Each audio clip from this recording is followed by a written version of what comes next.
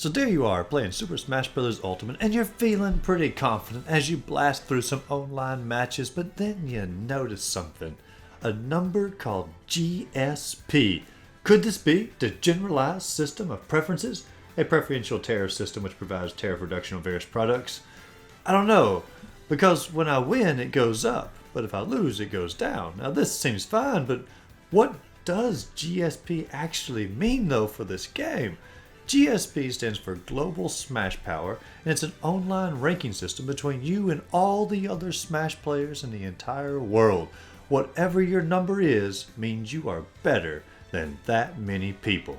You really are wonderful!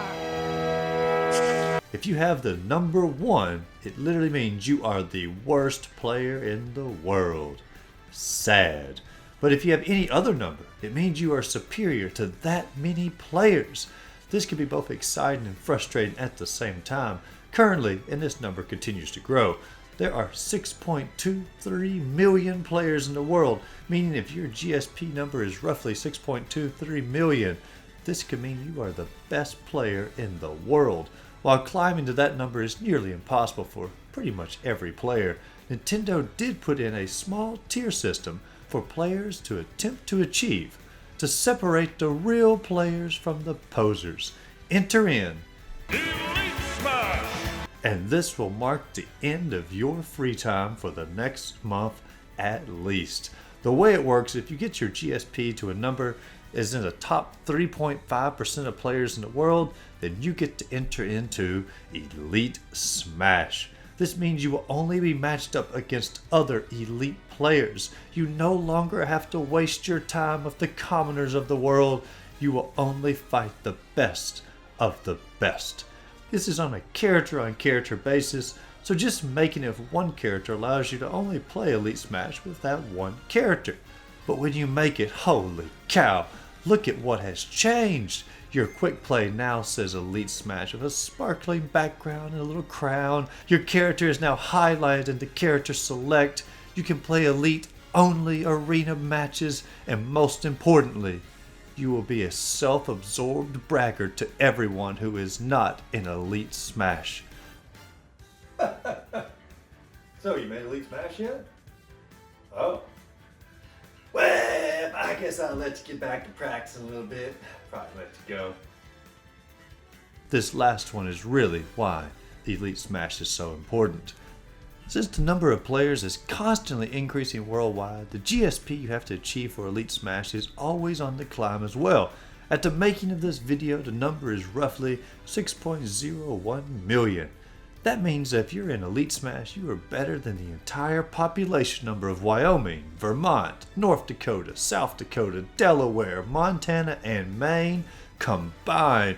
Whew! What a player! That number is ever growing though, and the site EliteGSP.com tracks the current number needed to get into Elite Smash. But now that it has been established what Elite Smash is, you're almost certainly wondering, what is the quickest way for me to get into this exclusive club?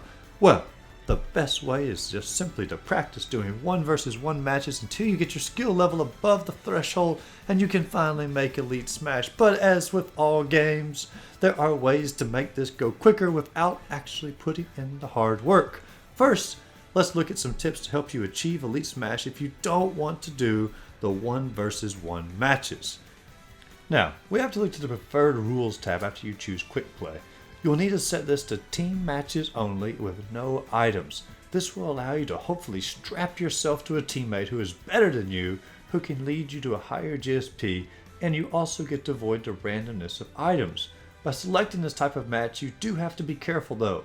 If 4 players do not join into a team match in time, then the match could start with 3 players, and this is the worst possible thing that can happen to you.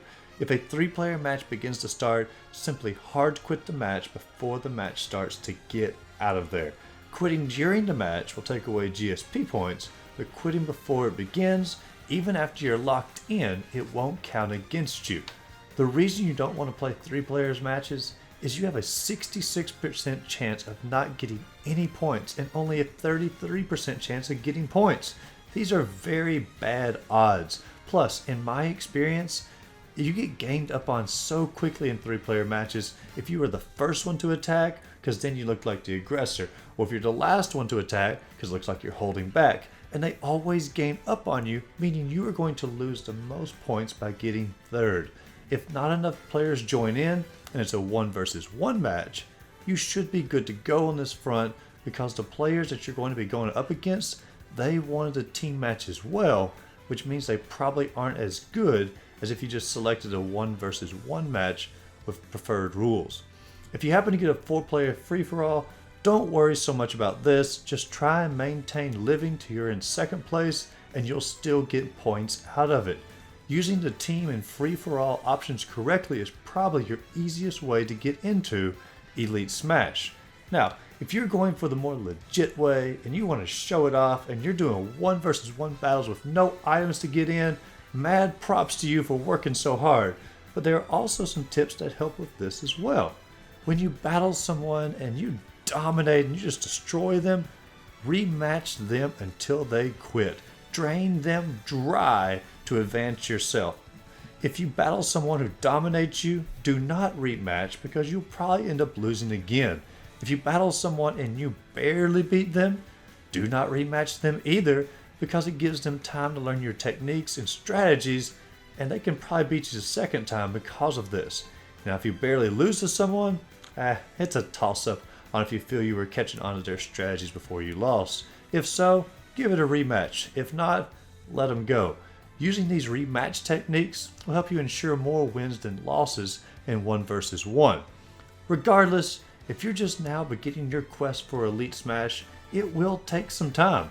But do not get discouraged. With every match you play, you become a better player and more deserving of the title when you finally get it. When you finally see the sparkle and you hear the words, Elite Smash! You'll know that you were always there.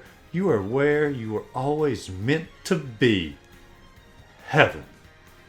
If you enjoyed this video, be sure to like and subscribe to the channel. We upload every Tuesday and Thursday, and often in between as well. As always, go out there, find a great game to play, and just have a great rest of the day.